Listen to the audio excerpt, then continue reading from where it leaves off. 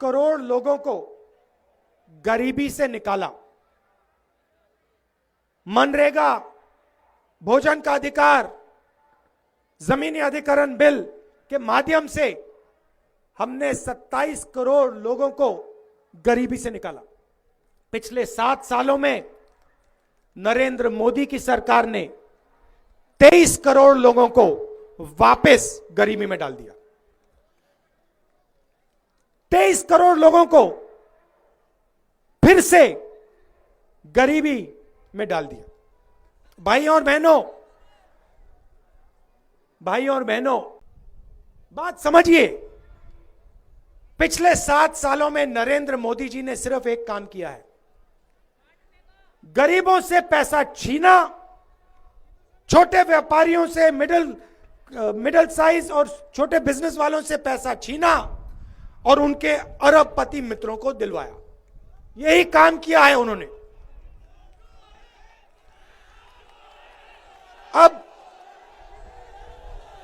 अब देखिए,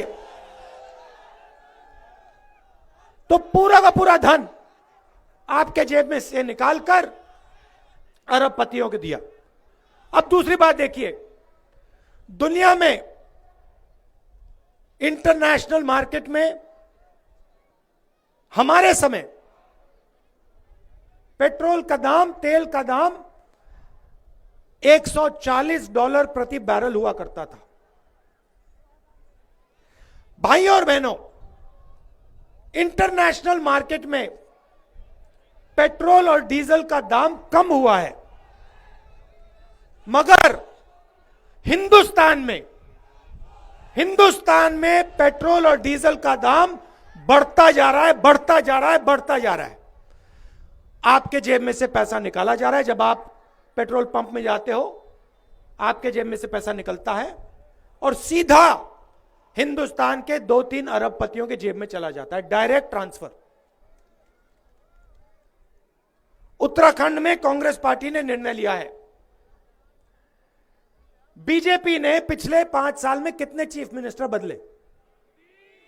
क्यों? यह मतलब 3 चीफ मिनिस्टर क्यों बदले इन्होंने? क्योंकि इनके चीफ मिनिस्टर भ्रष्ट थे, इनके चीफ मिनिस्टरों ने चोरी की, इसीलिए इन्होंने 3 चीफ मिनिस्टर को बदला।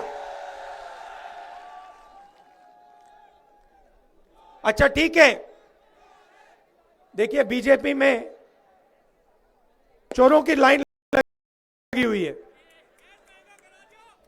एक को बदला, उसको चोरी करने दी। जब उसने चोरी कर दी, उन्होंने कहा अच्छा भाई परे हो, दूसरे को बुलाया, दूसरे से कहा अब तू चोरी कर। और फिर जब उसने चोरी की, उसको हटाया, कहा तू हट जा, अब तू चोरी कर।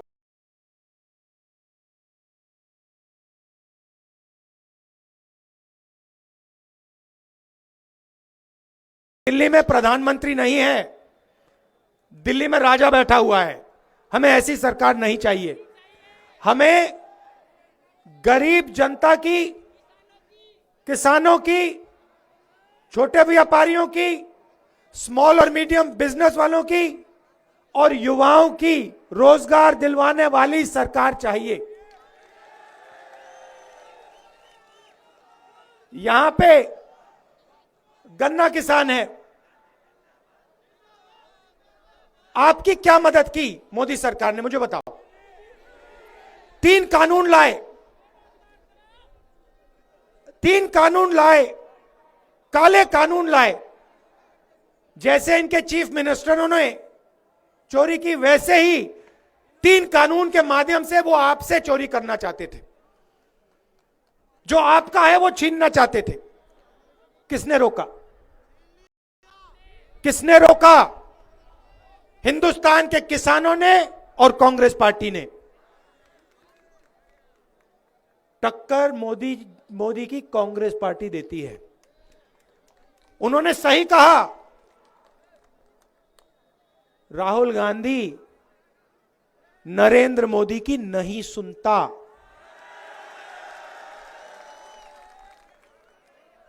वो नरेंद्र मोदी जी सोचते हैं कि सबको उनसे डर लगता है। सोचते हैं कि ईडी सीबीआई से मैं किसी को भी दबा दूं। मुझे नरेंद्र मोदी से डर नहीं लगता, उल्टा मुझे हंसी आती है उनके अहंकार को देखकर। मुझे हंसी आती है। देश से कहते हैं पिछले 70 सालों में कुछ नहीं हुआ। नरेंद्र मोदी जी के आने से पहले कहते हैं कुछ नहीं हुआ। ठीक है, तो हिंदुस्तान के किसान ने, मजदूर ने, इंडस्ट्रियलिस्ट ने, छोटे व्यापारियों ने 70 साल में कुछ नहीं किया। वो बस चुप बैठे थे। ये सड़कें जो बनी ये जादू से बन गई। ये फैक्ट्रियां जो बनी ये जादू से बन गई। ये जो रेलवे ट्रेन चलती है ये 70 साल नहीं चली है, नरेंद्र मोदी के आने के बाद चली है। देखो कौन सी दुनिया में रहते हैं आपके प्रधानमंत्री। कोरोना आता है कहते हैं ताली बजाओ, लाइट जलाओ, फिर देश से कहते हैं तुमने कुछ नहीं किया। 70 साल तुम्हारे माता पिता ने कुछ नहीं किया, तुम्हारे दादा ने कुछ नहीं किया। जब तक नरेंद्र मोदी आया उस दिन तक हिंदुस्तान सोया हुआ था। नरेंद्र मोदी के आने के बाद हिंदुस्तान जाग गया।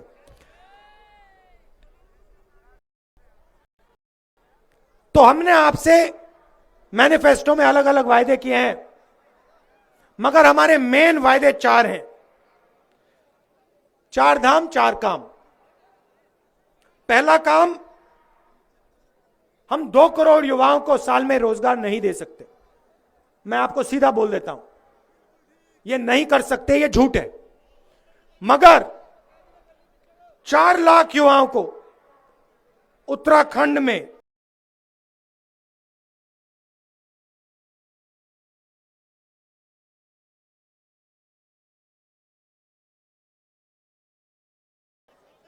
छोटे व्यापारी, स्मॉल एंड मीडियम बिजनेस वालों की मदद कर कर, युवाओं को ट्रेनिंग देकर और जो सरकारी वैकेंसीज खाली पड़ी हैं उनको भरकर 4 लाख युवाओं को रोजगार दिया जा सकता है।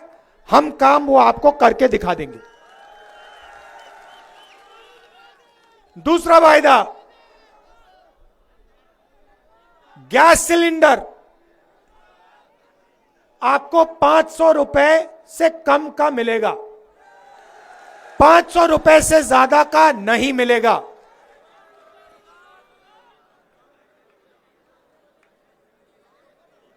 हम एक नया आइडिया लाए हैं।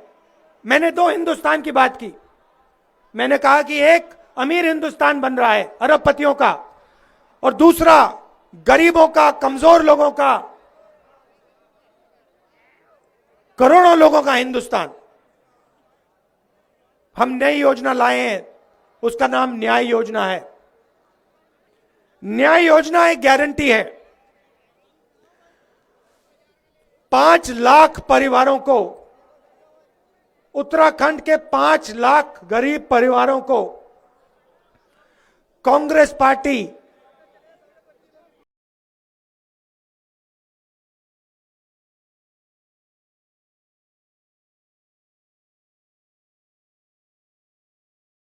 हिंदुस्तान चाहते हैं, और इसीलिए न्याय योजना के माध्यम से हम उत्तराखंड में गरीबी को हमेशा के लिए मिटा देंगे। 5 लाख परिवारों को हर साल हम 40,000 रुपए बैंक अकाउंट में दिलवा देंगे। और आखिरी वायदा, कोरोना के समय आपको चारों ओर दौड़ना पड़ा, कहीं गैस सिलेंडर ढूंढने के लिए, कहीं अस्पताल, कहीं दवाइयां। ऐसा उत्तराखंड हमें नहीं चाहिए।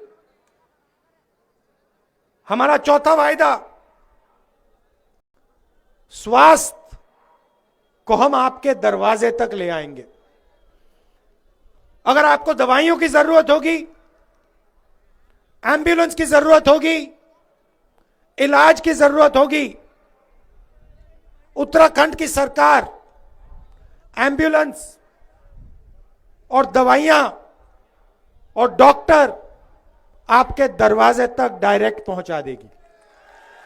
और जहां उत्तराखंड में गाड़ी नहीं पहुंच सकती, वहां मोटरसाइकिल की एम्बुलेंस आप तक पहुंच जाएगी।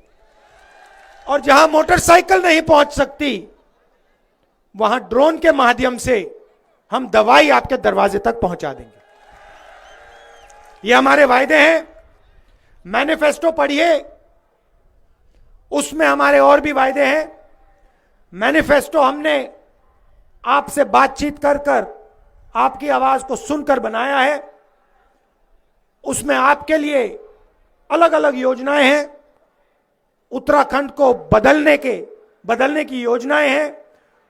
टूरिज्म को आगे बढ़ाने की योजनाएं हैं। एक बार फिर आप दूर दूर से आए, आपने इतने प्यार से मेरी बात सुनी। काजी जी, आपने मुझे इधर का स्वादिष्ट गुड़ खिलाया। मैं चाहता था गन्ना किसानों की तरफ से है ये आप गन्ना आमतौर से मैं ये नहीं करता हूं, मगर काजी जी जो हैं, इनको मैं अच्छी तरह जानता हूं। मैं जानता हूं कि बोलने की भी जरूरत नहीं है, आप इनको जिताओगे, ये मुझे मालूम है, आप इनको जिताओगे। मगर मैं आपको कहना चाहता हूं कि काजी निजामुद्दीन जो है ईमानदार नेता है, और ये आपका नेता है। आपकी जो आवाज है, मैं आपको बताता हूं, बात सुनिए, आपकी जो आवाज है इसके दिल में जाती है और फिर इसके मुंह से निकलती है। तो इसको आप जिताइए। बहुत बहुत धन्यवाद। नमस्कार। नमस्कार, मैं हूं मानक गुप्ता। अगर आपको हमारा ये वीडियो पसंद आया हो तो इसे लाइक और शेयर जरूर करें, और हां, हमें सब्सक्राइब और फॉलो करना ना भूलें, ताकि आप देश और दुनिया की कोई खबर मिस ना करें। तो जुड़े रहिए हमारे साथ और देखते रहिए न्यूज़ 24।